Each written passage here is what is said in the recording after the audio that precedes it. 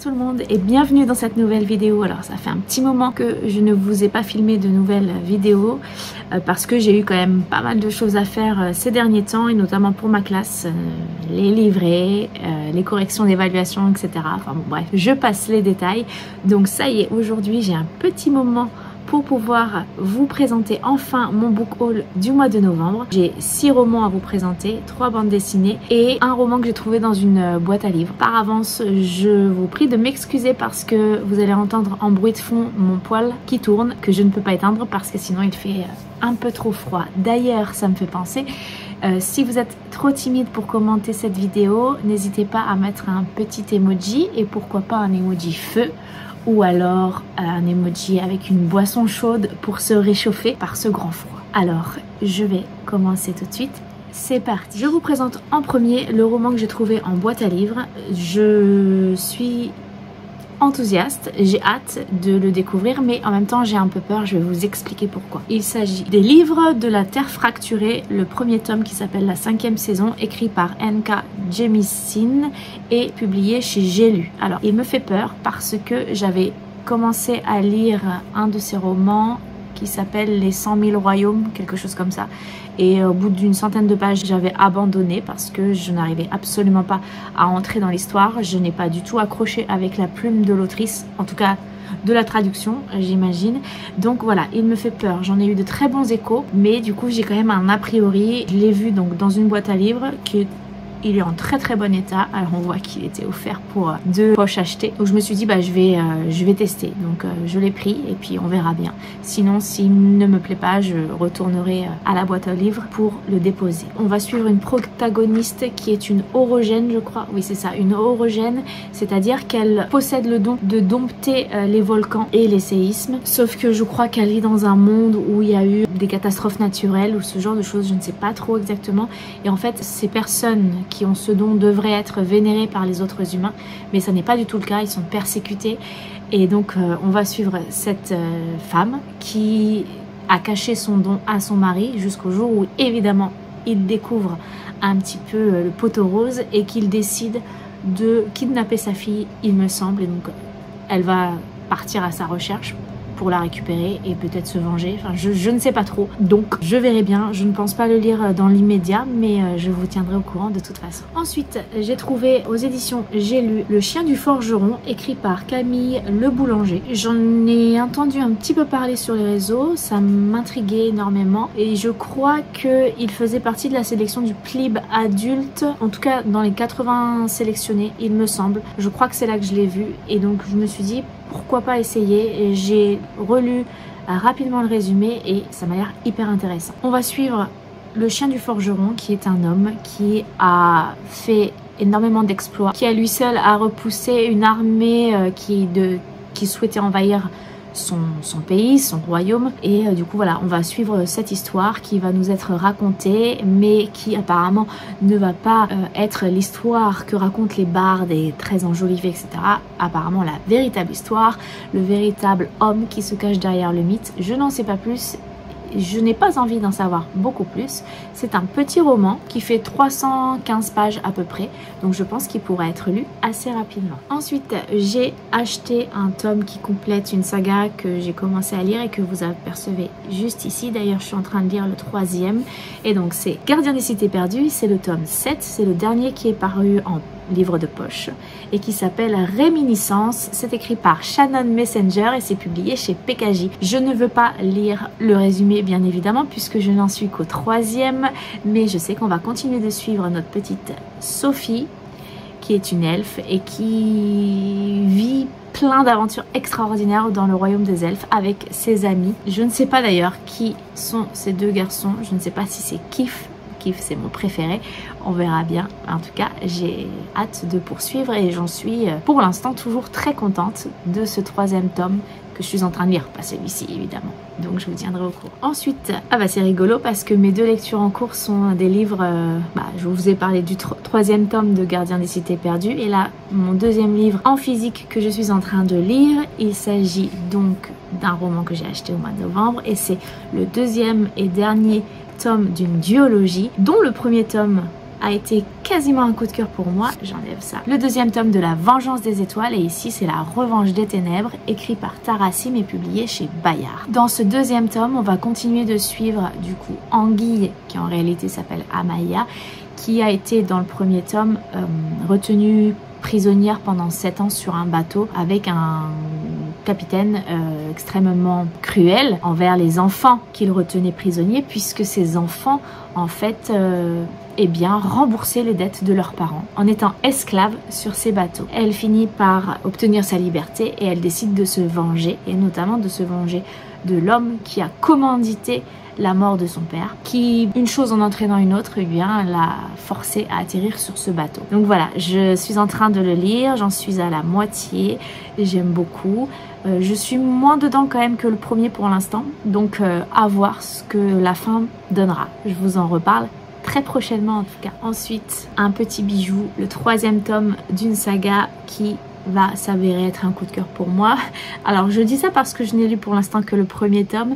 Je voulais lire le deuxième juste avant la sortie du tome 3 et finalement je n'ai pas eu le temps et il va falloir que je relise le tome 1. Je pense que je vais même l'écouter en audio pour que ça me remette vraiment bien en mémoire, comme ça je pourrais essayer peut-être d'enchaîner le 2 puis le 3, on va voir. C'est une saga écrite par un duo d'auteurs que j'adore, que j'ai rencontré et que je trouve hyper sympa, vraiment mignon, et un duo d'écrivains de talent. Donc du coup je ne fais pas durer le suspense plus longtemps. Il s'agit du 3e tome de La Passeuse de mots, publié chez Hachette. Et voilà, il est juste magnifique en fait ce roman. Même chose, je ne vais pas vous parler de ce résumé puisque je ne le connais pas. Je vous rappelle que dans le tome 1, on va suivre Aria, qui est une jeune fille qui, par un concours de circonstances, se retrouve à devoir fuir son royaume puisqu'il a été envahi par des méchants. Et il n'y a qu'une seule personne qui peut sauver ce royaume, et c'est une passeuse ou un passeur de mots. Et bah, il s'avère qu'en fait c'est elle qui est passeuse de mots, elle ne le sait pas et elle découvre, et elle va découvrir ses pouvoirs, les apprivoiser au fur et à mesure de sa quête.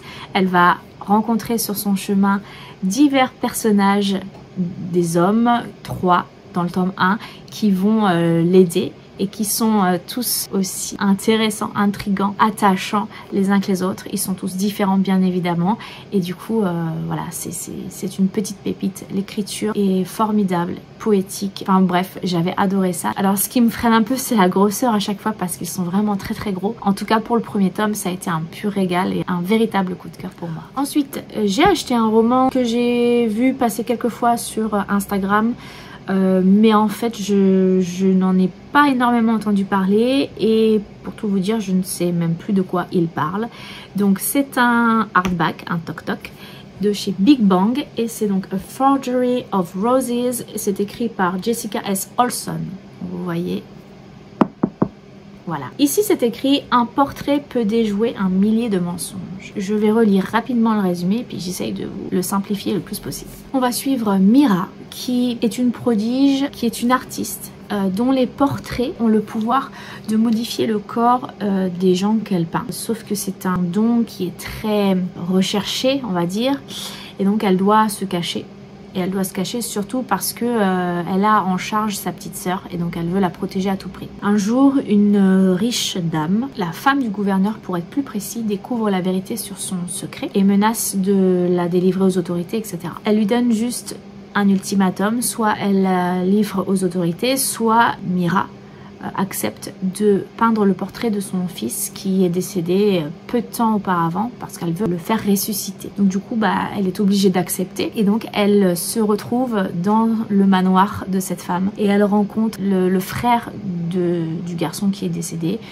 Et voilà, il va y avoir plein de mystères apparemment, je ne sais pas trop ce que ça va donner. Il y aura une romance, qu'il y aura de la magie, qu'il y aura un peu une atmosphère sombre, etc. Peut-être des meurtres, enfin bon, je ne sais pas trop, mais en tout cas ça m'a l'air assez intéressant. J'espère pouvoir le lire bientôt. Je ne sais pas d'ailleurs, je pense que c'est un one shot à mon avis. Si vous avez des infos là-dessus, n'hésitez pas à les laisser en commentaire. Et ensuite, les 4 derniers livres que je vais vous présenter sont d'une autrice qui a été une véritable découverte pour moi cette année et que j'adore. Et donc c'est Audrey Alouette. Et je commence par vous présenter le dernier et 3e tome de sa saga Magic Charlie, donc qui est juste ici. et celui-ci est publié chez Gallimard Jeunesse et il s'appelle Justice soit faite. Et donc on va continuer de suivre Charlie avec sa potille, etc. Enfin bon, bref, on reste dans cet univers formidable. Ce que j'adore, c'est que ici, on trouve la maison de la sorcière qui s'appelle Dame Carras, qui est un personnage principal dans son roman Les Poisons de Catarse, que j'ai absolument adoré. Je pense que ce sera mon livre coup de cœur préféré de cette année 2022.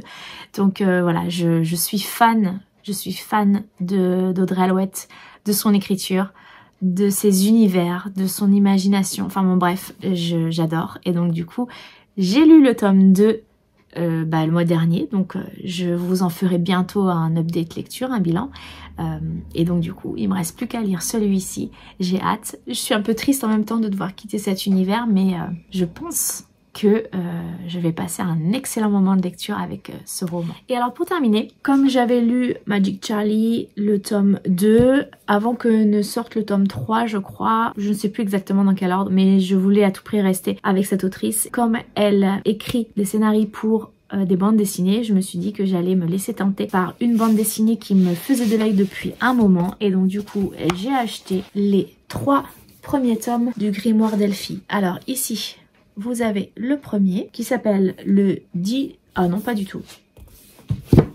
Je me suis trompée. Voilà, le premier c'est celui-ci, le Grimoire d'Elphie, qui s'appelle L'île presque. Alors, je vous ai parlé d'Audrey Alouette, mais elle n'est pas toute seule. Elle l'a écrit avec Harley Stone et l'illustratrice ou l'illustrateur, je crois que c'est une illustratrice, je n'en suis pas sûre, s'appelle Minnie Ludwin.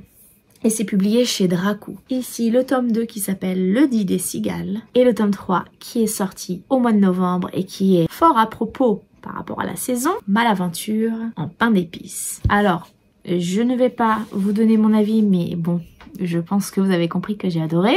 Je vous en reparlerai très rapidement dans ma prochaine vidéo bilan. Mais voilà, on va suivre dans cette aventure donc Elphie, qui se retrouve avec ses deux sœurs, Louette et Magda, à vivre dans un bibliobus, donc un bus anglais que l'on aperçoit ici, que sa grande sœur a racheté et a transformé donc en bibliothèque itinérante. Et donc elle a récupéré ses 2 petites sœurs qui vivaient chez leur tante à la suite de la mort de leur mère.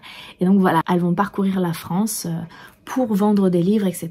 Et puis à chaque fois qu'elles vont s'arrêter, dans chaque village, un peu partout en France, elles vont vivre des aventures. Et en plus de ça, Elphie a hérité d'un grimoire par sa mère. Et ce grimoire, en fait, lorsqu'elle écrit des histoires dedans, lui donne certains pouvoirs magiques. Avec ces pouvoirs magiques, elle va vivre des aventures et c'est très très rafraîchissant. Mais chut, je n'en dis pas plus, je vous donnerai plus de détails dans mon bilan. Voilà, ce book haul pour le mois de novembre est terminé. J'espère que cette vidéo vous aura plu. N'hésitez pas à me dire si vous avez déjà lu les romans dont je vous ai parlé, ce que vous avez acheté. N'hésitez pas à mettre un petit pouce bleu et à vous abonner à ma chaîne si ça n'est pas déjà fait. Je vous souhaite de passer une très bonne journée, de faire de très belles découvertes livresques et puis je vous dis à bientôt pour une prochaine vidéo. Ciao!